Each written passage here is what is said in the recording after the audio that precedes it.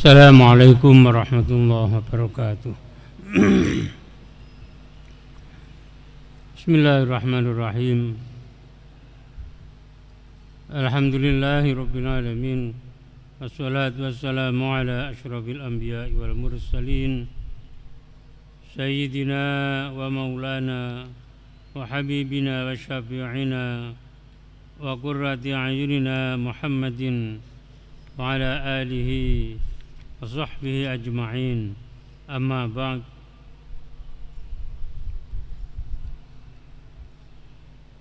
Ma'asyiral muslimin jamaah salat rubuh rahimakumullah.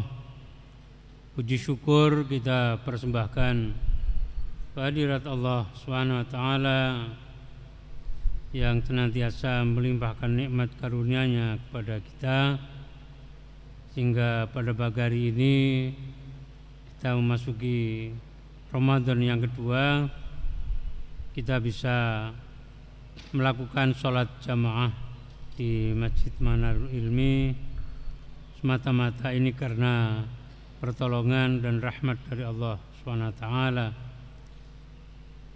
Semoga apa yang sudah kita lakukan dalam mengawali aktivitas kita di pagi hari ini akan membawa keberkahan dalam kehidupan kita, keluarga kita, dan kita terus bisa istiqomah untuk melaksanakannya sampai ajal menjemput kita semuanya. Allahumma amin. Kita masih mengkaji surah Asy-Syura, surah 42 dalam urutan ayat atau surah dalam Al-Quran pada ayat 48. A'udzu billahi minasy syaithanir rajim. Bismillahirrahmanirrahim.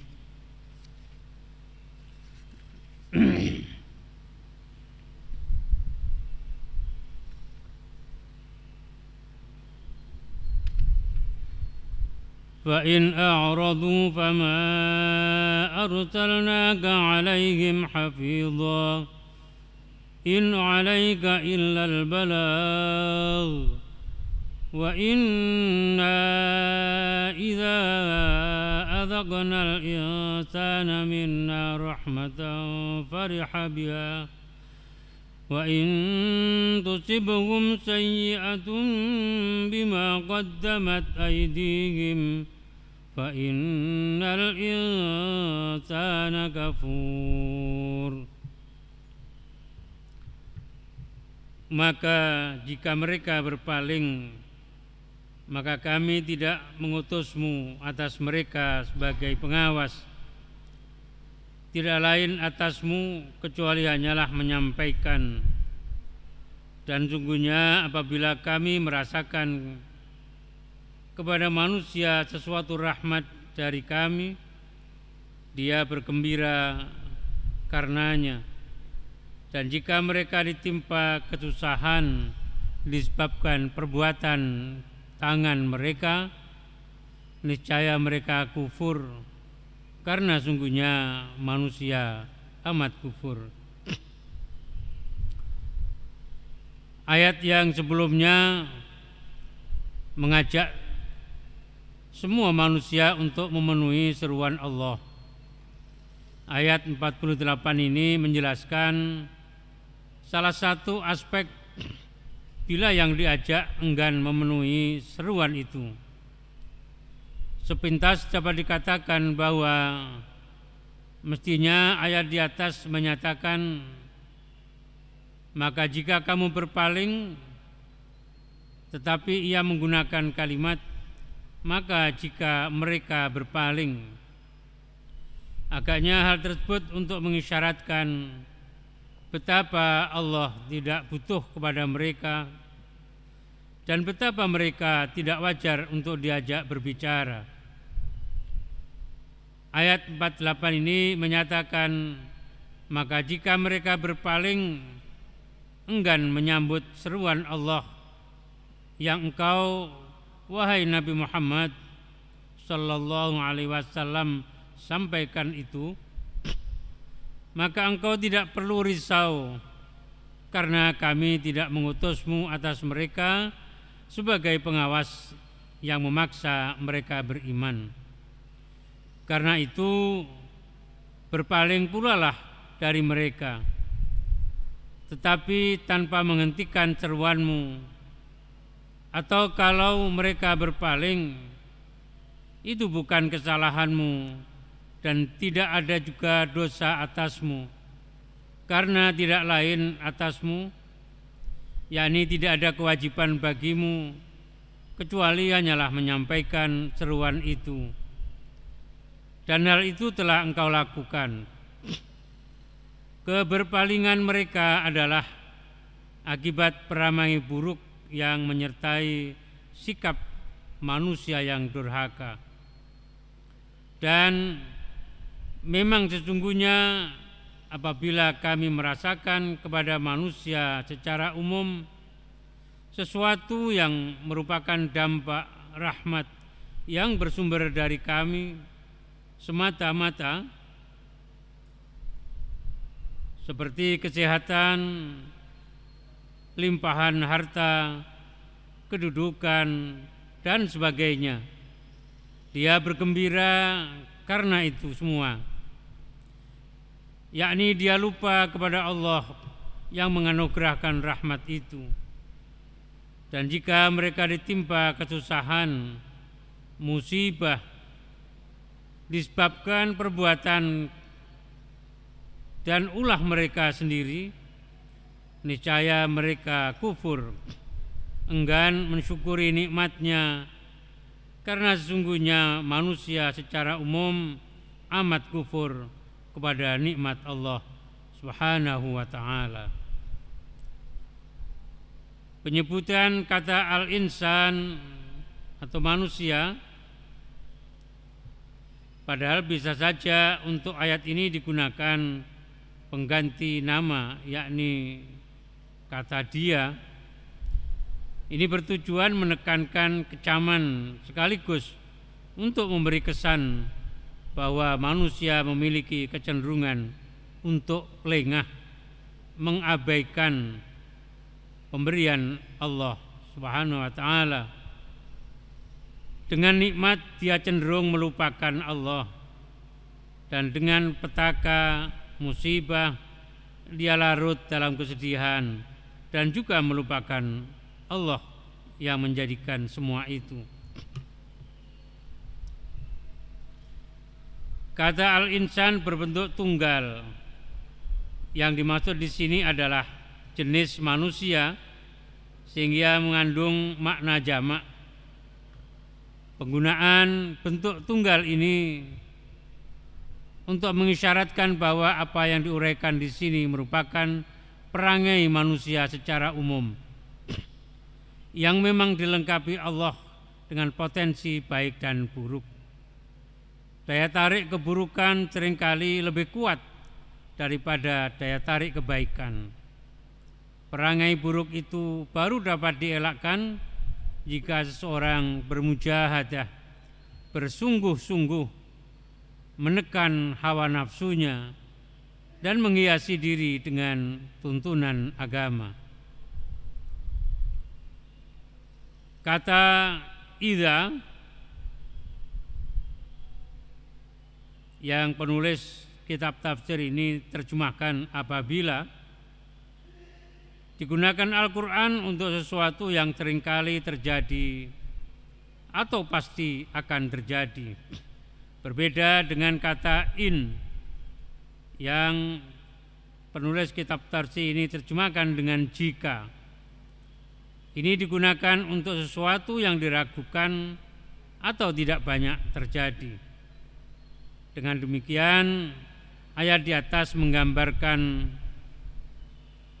banyak rahmat yang dilimpahkan Allah kepada manusia, berbeda dengan kesusahan yang hanya sedikit atau sekali-kali dibandingkan dengan rahmat itu.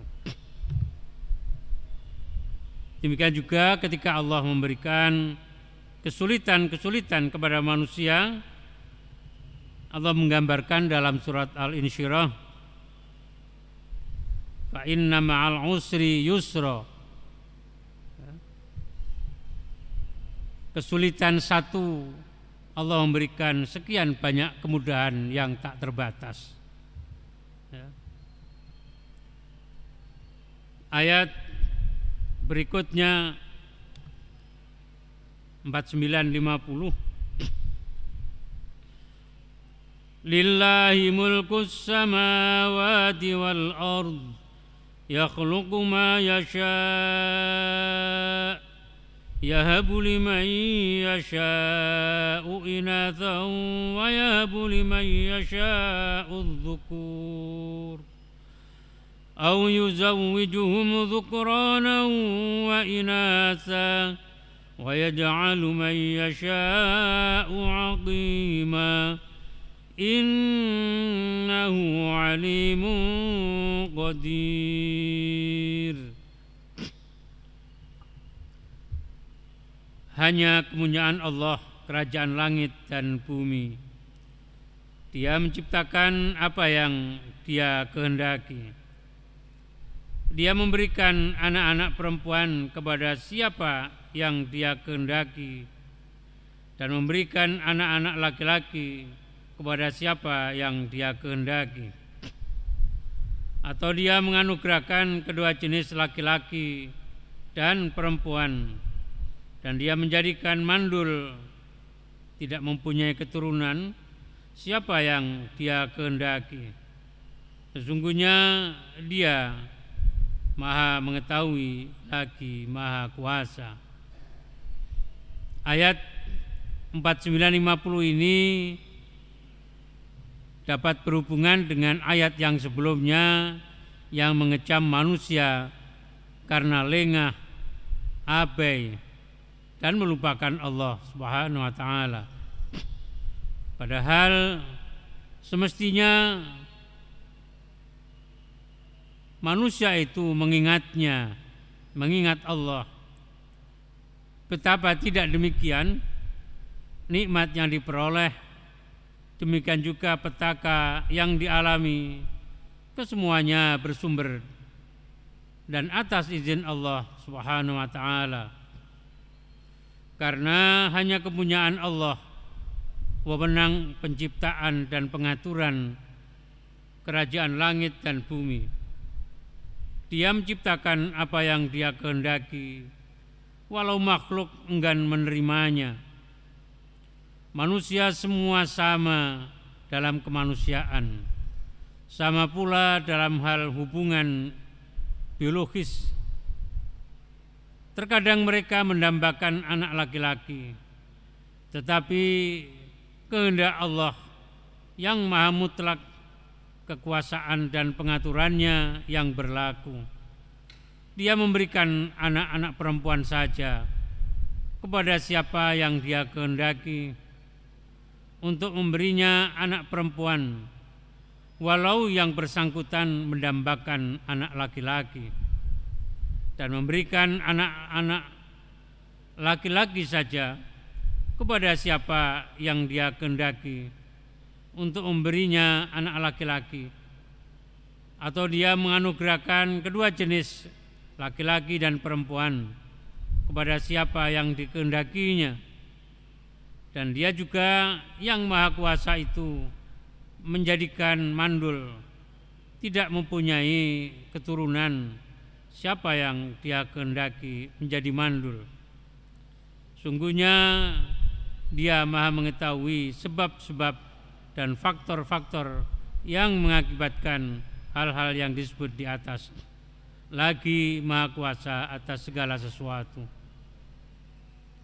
Itu adalah pemberian Allah yang diberikan kepada manusia. Banyak pasangan suami istri yang menginginkan putra dan putri, bisa jadi lebih dari 2 orang, tetapi Allah hanya memberikan laki-laki saja, anak-anak yang laki-laki saja.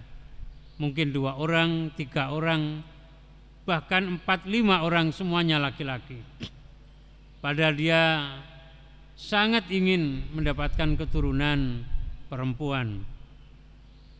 Demikian juga ada pasangan suami istri yang mendambakan anak laki-laki, tetapi Allah memberikannya anak-anak perempuan, tidak hanya 2, 3, bahkan sampai 5. Sehingga kadang-kadang saya masih ingin mempunyai anak laki-laki sekalipun dia sudah mendapatkan 4 putri, dan ternyata anak yang lahir yang kelima itu pun jenis kelaminnya putri. Tetapi ada juga yang diberikan selang-seling, anak pertama laki-laki, kedua perempuan, ketiga laki-laki, keempat perempuan, dan seterusnya. Sehingga semuanya itu adalah merupakan hak mutlak Allah untuk memberikan jenis kelamin putra atau putri kepada pasangan suami dan istri. Bahkan Allah kemudian memberikan pada pasangan suami istri tertentu tidak mempunyai keturunan sama sekali. Tentu Allah memberikan yang lain ketika Allah tidak memberikan keturunan kepada seorang laki-laki dan perempuan yang sudah terikat dengan pernikahan yang sah itu. Allah Subhanahu wa taala tentu Maha Adil dan Maha Tahu tentang bagaimana kita akan memberikan kasih sayang dan merawat mendidik anak-anak kita semuanya.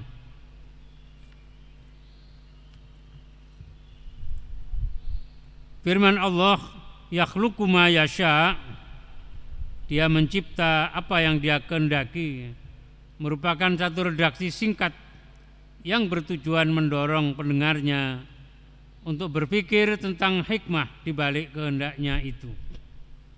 Penggalan ayat ini bagaikan menyatakan, hendaklah kamu memperhatikan dan mencari hikmah di balik peringkat dan keanekaragaman makhluk-makhluk Allah, dan mengapa Allah menciptakannya demikian. Sebagaimana dia menciptakan malaikat dalam kondisi yang menjadikan mereka meraih peringkat kebajikan akhlak yang sempurna. Dia juga menciptakan binatang tanpa mengenal peringkat budi. Di sisi lain, dia menciptakan manusia berpotensi memiliki potensi baik dan buruk yang memungkinkannya untuk meningkat dalam kedua potensi itu sesuai dengan peringkat akal masing-masing dan lingkungan yang menjadikan teladan atau percontohannya. Allah menciptakan manusia memiliki potensi untuk membedakan antara nikmat dan lawannya agar dia dapat menanjak ke derajat yang tinggi atau meluncur ke jurang yang dalam sesuai dengan pilihan masing-masing.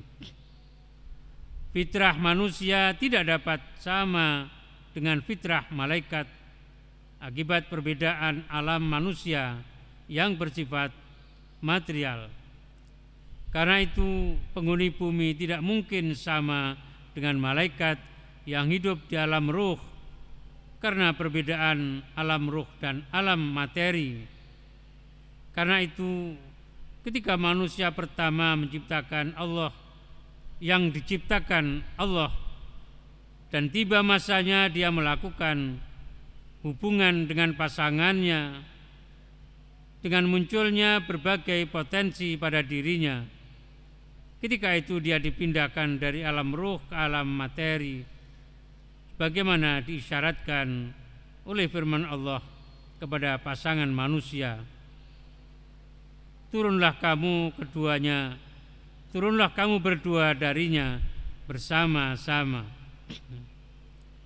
Namun demikian Allah tidak menutup terhadap jenis manusia pintu-pintu guna meraih kesempurnaan. Dia menciptakan dalam keadaan pertengahan antara malaikat dan binatang. Dia menganugerahkannya unsur materi dan unsur rohani. Dia juga tidak membiarkannya tanpa bimbingan melalui perantara-perantara yang silih berganti datang untuk menyampaikan petunjuk-petunjuk ilahi. Karena itu Allah mengutus para nabi, para rasul silih berganti di bumi ini. Satu rasul telah pergi wafat meninggalkan dunia ini. Allah kemudian menurunkan nabi dan rasul berikutnya untuk selalu membimbing manusia dalam mengenal Allah, mentauhidkan Allah, dan mengabdi kepada Allah dengan beribadah. Namun manusia punya kecenderungan untuk bersifat kufur, sehingga lama-kelamaan orang-orang yang beriman itu secara turun-temurun kemudian muncul generasi-generasi yang semakin jauh dari Allah, semakin rusak. Maka ketika itu Allah menurunkan lagi Rasul berikutnya untuk memperbaiki umat itu. Ketika ada sebagian yang kemudian beriman kepada Rasul dan Nabi itu, tetapi sebagian besar menolak, maka Allah kemudian membersihkan dari bumi ini seluruh manusia yang ingkar, yang kufur pada Allah, dengan memberinya azab bagaimana yang terjadi pada umatnya Nabi Nuh dengan banjir besar, sehingga yang tersisa ketika itu hanyalah mereka yang menumpang kapal Nabi Nuh saja. Dan akhirnya mereka kemudian membentuk generasi baru yang selalu patuh kepada Allah, tetapi lama-kelamaan muncul generasi yang juga menentang kepada agama-agama Allah, dan pada akhirnya Allah membersihkan kembali. Begitulah keadaan umat-umat terdahulu, dan tentu berbeda dengan umat Nabi Muhammad Sallallahu Alaihi Wasallam. Sehingga seburuk apapun umat Rasulullah Sallallahu Alaihi Wasallam ini, Allah tidak akan membersihkan umat ini secara keseluruhan. Bahkan dalam suatu ayat Al-Quran dinyatakan Allah tidak akan menghancurkan alam ini ketika masih ada Rasulullah Muhammad atau orang-orang yang selalu beristighfar kepada Allah Subhanahu wa taala. Semoga Allah selalu memberikan bimbingan kepada kita semuanya, sehingga nanti dalam menyempurnakan bulan Ramadan ini, mudah-mudahan kita sampai pada akhir bulan Ramadan dalam kondisi sehat walafiat. Kita bisa menyempurnakan ibadah Ramadan ini dan menyempurnakan dengan ibadah-ibadah sunnah yang lain, dengan sholat tarawih kita, sholat tahajud kita, sholat duha kita, sedekah-sedekah kita. Semoga semuanya itu akan menyebabkan ampunan Allah kepada kita, sehingga ketika kita keluar dari bulan Ramadan betul-betul dalam kondisi fitrah, kita bersih dari semua dosa yang kita lakukan sebelumnya. Allahumma amin. Semoga Allah memberikan ampunan kepada kita semuanya. Semoga Allah juga memberikan ampunan kepada kedua orang tua kita yang telah dengan ikhlasnya mendidik dan merawat kita semuanya. Dan semoga Allah juga mengampuni dosa anak-anak kita dan semua dosa yang dilakukan oleh semua guru-guru kita. Bismillahirrahmanirrahim. Allahumma shalli wa sallim wa barik ala سيدنا محمد الفاتح لما أغلق والخاتم لما سبق ناصر الحق بالحق والهدي إلى صراطك المستقيم وعلى آله وصحبه حق قدره ومقدار العظيم. اللهم اغفر لنا ذنوبنا ولوالدينا وارحمهما كما ربيانا صغارا. ربنا اغفر لنا ذنوبنا ولإخواننا الذين سبقونا بالإيمان ولا تجعل في قلوبنا غلا للذين آمنوا ربنا إنك رؤوف رحيم. اللهم انفعنا بما علمتنا وعلمنا ما ينفعنا وزدنا علما نافعا. ربنا هب لنا من أزواجنا وذرياتنا قرة أعين واجعلنا للمتقين إماما. اللهم اجعلنا وأولادنا وذرياتنا من أهل العلم وأهل الخير ولا تجعلنا وإياهم من أهل الشر والضير. ربنا آتنا من لدنك رحمة وهيئ لنا من أمرنا رشدا. اللهم إنا نسألك الصحة والعافية والمعافاة الدائمة في الدين والدنيا والآخرة. ربنا آتنا في الدنيا حسنة وفي الآخرة حسنة وقنا عذاب النار وادخلنا الجنة مع الأبرار يا عزيز يا غفار يا رب العالمين. وصلى الله على سيدنا محمد الأمي وعلى آله وصحبه وبارك وسلم. سبحان ربك رب العزة عما يصفون وسلام على المرسلين والحمد لله رب العالمين. سبحانك اللهم وبحمدك أشهد أن لا إله إلا أنت أستغفرك وأتوب إليك. السلام عليكم warahmatullahi wabarakatuh.